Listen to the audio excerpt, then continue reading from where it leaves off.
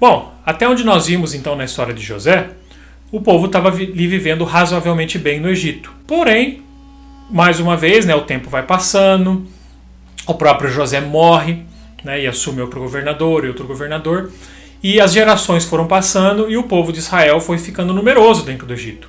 Inclusive a taxa de natalidade, segundo alguns historiadores, é muito maior do povo de Israel do que do povo do Egito. Então esse povo estava crescendo no Egito.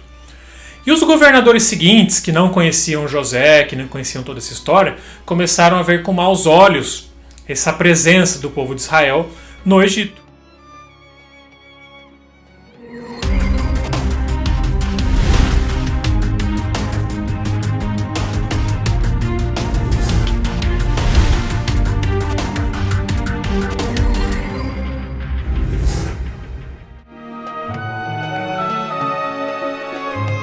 O povo de Israel ele começou a crescer e prosperar no Egito, então ameaçando de certa forma a hegemonia dos egípcios. Então os governadores, os faraós das gerações futuras começaram a ficar preocupados. Falaram, olha só, o povo de Israel está crescendo em número, vamos tomá-los como escravos, obrigá-los a fazer trabalhos forçados para que eles não nos dominem. Imagina se eles crescerem mais, vão acabar dominando, vão acabar tirando o poder do Egito.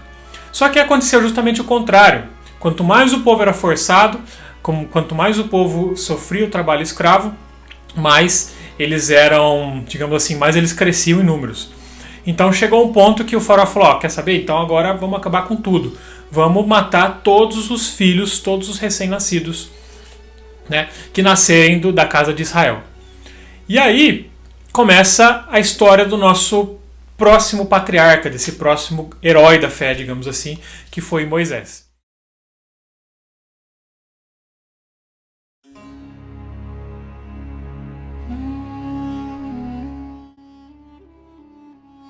Nesse período, né, a gente já está falando aí de vários anos para frente da geração de José, né, nasceu Moisés.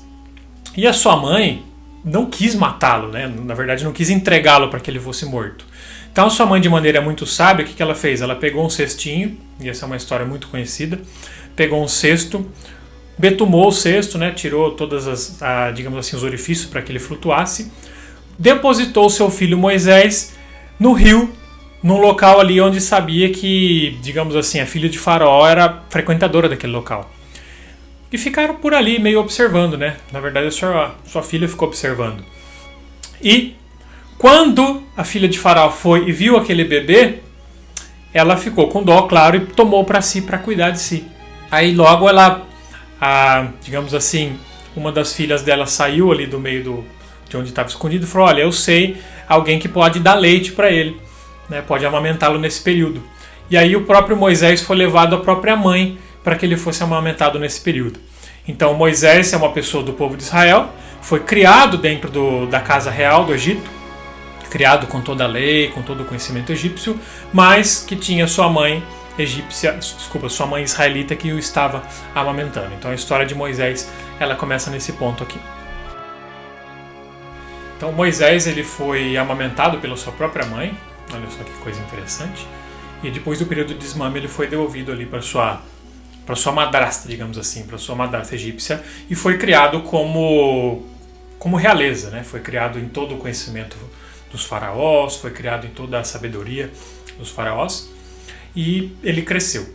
Certo momento da sua vida, quando já era adulto, ele estava ali observando, né, os trabalhos escravos aos quais os seus irmãos israelitas eram forçados, né? E ele presenciou um desentendimento ali, e naquele momento ele foi para defender uma pessoa que estava sendo agredida, e ele matou esse agressor e escondeu, né? Matou o agressor e se digamos assim, ocultou o crime, né? Uma primeira tentativa de ocultação de crime aí da história antiga. Aí, em outro momento, ele estava passeando, ele viu mais uma vez um outro agressor, né, agredindo um dos seus irmãos, e quando ele foi para tentar falar alguma coisa, ele falou, quer dizer que você vai me matar igual você matou o fulano, né? Igual você matou o outro agressor? Aí Moisés ele sentiu medo, né? Ele realmente percebeu que ele tinha sido descoberto, e ele fugiu para o deserto. E aí entramos num período importante da história de Moisés, onde ele passa a viver no deserto. Lá ele conhece seu sogro, lá ele conhece a sua esposa, é uma história muito longa, tá? Eu vou resumir muito mesmo, Mas nesse período onde ele passou a viver no deserto, foi talvez um dos períodos mais importantes da revelação bíblica.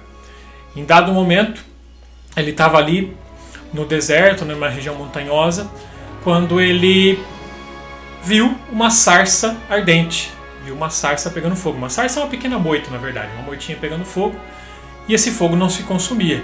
E ele foi chegando perto, e ouviu uma voz falando com ele, pedindo para que ele tirasse as sandálias, que era uma terra sagrada. E essa mesma voz que se apresentou, né, sabemos que é a voz de Deus, se apresentou e pediu para que ele tirasse o povo do Egito, porque ele ouviu o clamor do seu povo no Egito, que estava sofrendo com a escravidão, e que ele tirasse esse povo do Egito. Mas nisso já tinha se passado praticamente 40 anos que ele estava ali morando no deserto. Aí entra uma questão interessante, ele pergunta, tá bom, mas em nome de quem eu vou? Aí a voz responde simplesmente, eu sou o que sou, né? Eu sou simplesmente. E essas letras, essa frase, eu sou o que sou, não hebraica, né? Eu sou o que sou, simplesmente eu sou, são as 4 letras, o famoso pentagrama, que é o que é conhecido por ser o nome de Deus, que é o YHVH, Yahweh, ou Yahvé, que aí, conforme a gente foi traduzindo, acabou para algumas traduções virando Javé, o próprio Jeová, que passou a ser o nome, efetivamente, pelo qual Deus seria conhecido.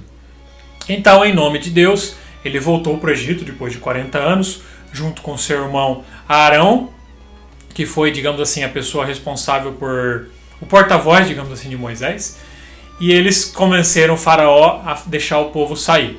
Mas o faraó, obviamente, não deixou, e aí vem um período muito conhecido da história também, que são as famosas pragas do Egito. E dentre essas pragas tem a praga de gafanhoto, a praga dos piolhos, das rãs, enfim. Dentre várias pragas, a última praga, que foi a mais forte, que chama atenção, que é a morte dos primogênitos.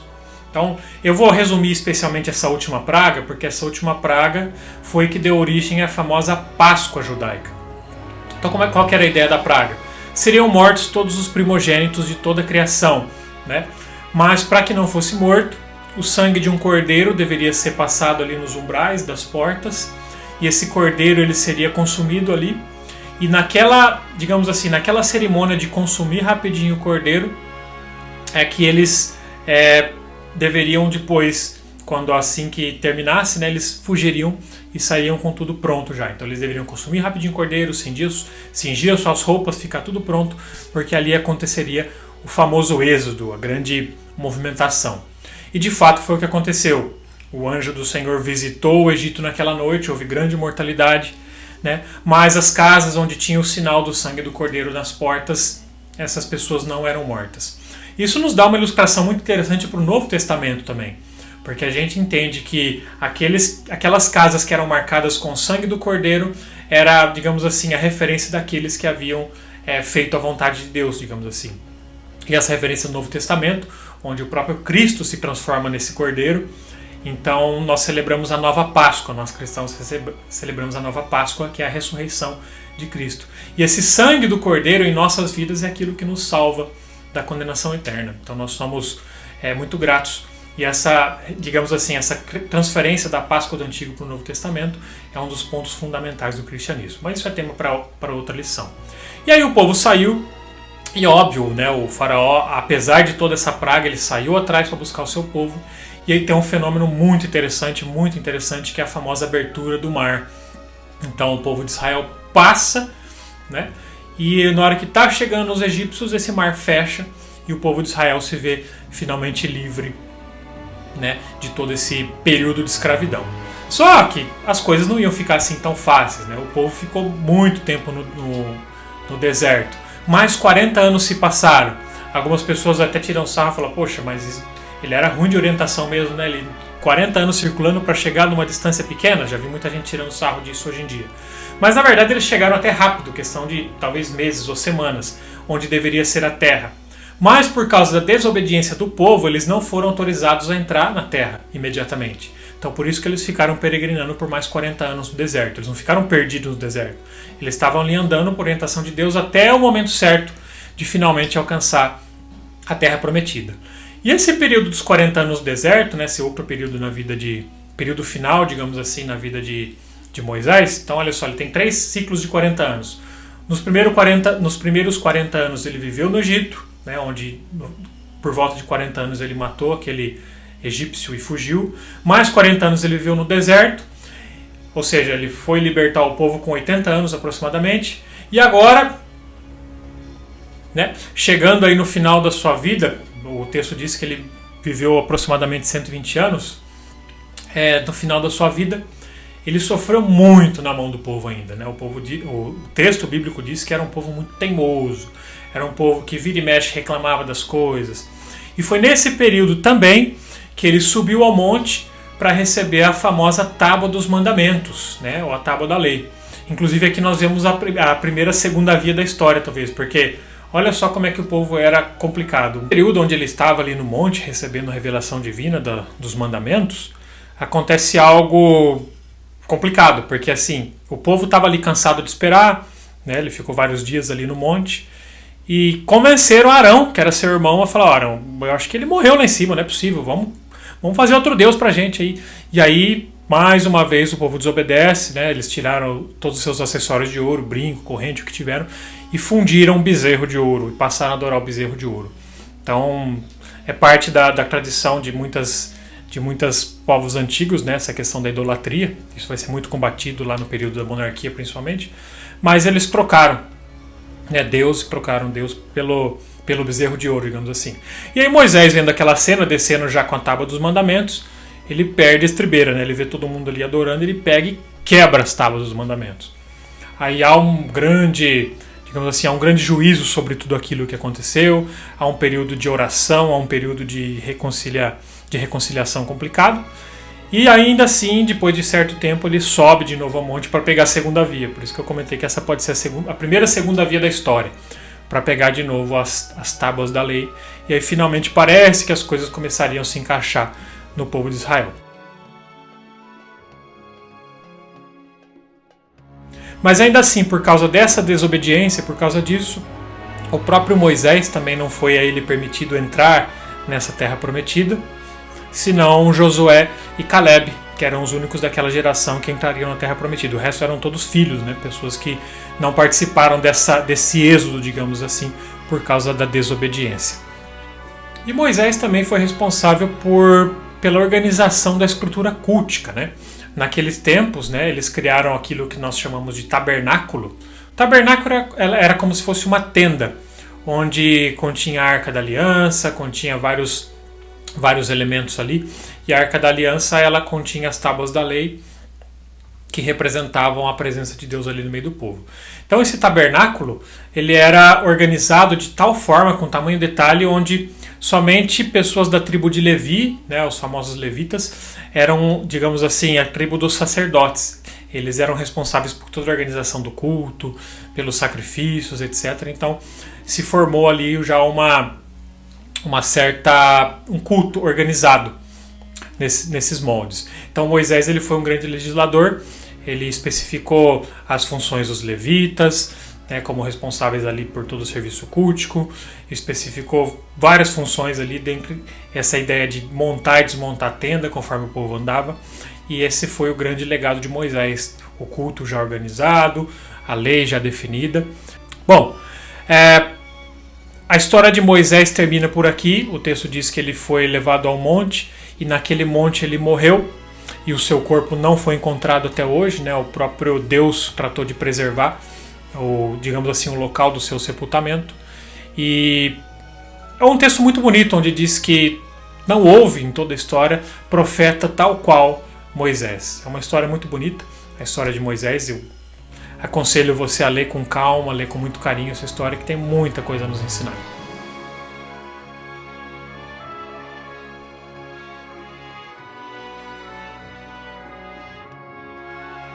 Então Josué passa a ser essa figura de conexão entre dois períodos importantes da história, né? O período de Moisés, e Josué é um período intermediário para o próximo período, que é o período dos juízes. Então o período de Josué foi um período marcado por muitas guerras, muitas conquistas. Então Josué liderou o povo na conquista da Terra Prometida, né? Eles conquistaram vários povos, várias nações, para tomar quase que aquilo que seria o que é, digamos assim, o Israel dos tempos bíblicos, né? Que talvez o auge do período de Israel foi durante o reinado de Davi e Salomão, onde ele conquistou todas as terras. Mas muito já se começou aqui nesse período de Josué. Então Josué ele é marcado por importantes conquistas, a conquista de Jericó e várias outras cidades importantes. Depois de passado toda essa fase de Josué, né, Josué ele nomeia Otoniel. Otoniel seria justamente aquele que seria o primeiro juiz. E aqui nós começamos essa sexta parte da nossa lição, que é o período dos juízes. O período dos juízes, na verdade, ele é marcado por uma certa descentralização. Por quê? Porque Josué havia conquistado a terra, havia dividido entre as tribos, mas faltava, de certa forma, depois da morte de Josué, um governo mais centralizado. Então, o período dos juízes é conhecido por um período onde o povo basicamente fazia o que queria. Então, o ciclo dos juízes ele durava poucos anos. Existiam vários juízes, né? Otoniel é um período famoso onde conhecemos a história de Sansão também, Jefté, enfim. Qual que era a marca do período dos juízes? O povo desobedecia e sofria as consequências, né? O povo adorava outros deuses, desobedecia a lei de Deus e sofria intervenção militar. Era conquistado por outros povos, era assolado por outras nações. Aí orava a Deus, se arrependia, Deus levantava um juiz, o juiz vinha, libertava o povo e o povo ficava de boa. Aí nos próximos anos a coisa desandava de novo. Então era um período marcado por essa falha de comunicação, essa falha de um governo mais centralizador. E o período dos juízes vai caminhando até entrarmos na história de Samuel, né? Por muitos considerados talvez um último juiz, uma transição entre o período dos juízes para o período da monarquia de Israel. Então Samuel foi essa figura de transição.